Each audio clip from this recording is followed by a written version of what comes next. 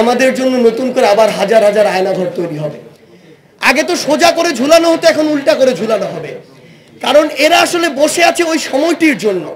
তাই আপনাদের কাছে বিনীত অনুরোধ, আমরা যেই দলেরই থাকি, যেই মতেরই থাকি না কেন, এই বাংলাদেশে একটি সুষ্ঠু নির্বাচন হয়ে জনগণের সরকার ক্ষমতা আসার পূর্ব পর্যন্ত যেই সিস্টেমগুলো দিয়ে বাংলাদেশের মানুষ এতদিন নির্যাতিত হয়েছে, নিপীড়িত হয়েছে, সেই সিস্টেমগুলো যেন রিপিটেশন না হয়।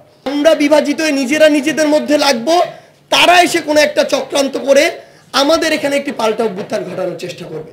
সো আলটিমেটলি আমরা এই মুহূর্তে যদি ওই সিস্টেমগুলো আবার ফিরিয়ে এনে মানুষের মধ্যে বিরক্তির সৃষ্টি করি, মানুষের আস্থার ওই জায়গাটি যেটি সেটিতে সংকট তৈরি করি, নিজেরা বিভাজিত হই, দলাদলি শুরু করি, অন্তর্বর্তীকালীন যে আমাদের সরকার সেটি যদি ঠিকমতো কাজ না করতে পারে, দিন শেষে পুরো সিস্টেমটি যদি কলাপস করে একটি সুষ্ঠু নির্বাচনের পূর্বে, আমরা এখানে যারা বসে রয়েছি আমাদের জন্য নতুন করে আবার হাজার হাজার আয়নাঘর তৈরি হবে। যদি হয় আপনাদের আস্থার সংকট তৈরি হবে, আমাদের উপরে আস্থার সংকট তৈরি হবে।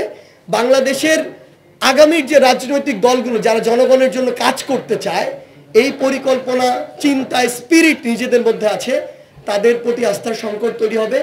বিশ্বাস করুন, এই যে একটা দেশ ছাড়ার ট্রেন্ড তৈরি হয়েছিল, সেই ট্রেন্ডের দিকে আরো অনেক বেশি ধাবিত হবে।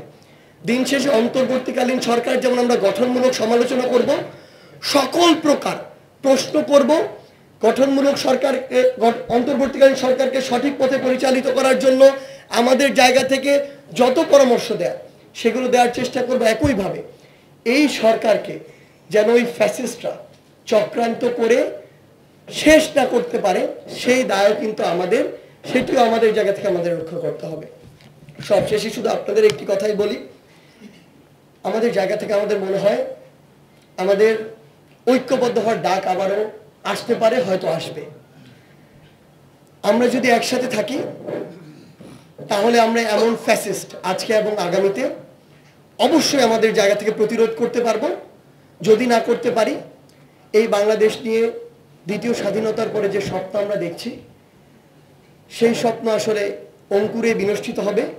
কিন্তু আমরা আমাদের জায়গা থেকে বিশ্বাস করি, যতদিন আমাদের দেহে রক্ত আছে, প্রাণ আছে, আমরা যে আমাদের জীবন দেওয়ার জন্য প্রস্তুত হয়ে রাস্তায় নেমেছিলাম, এখনো জীবন দিতে প্রস্তুত।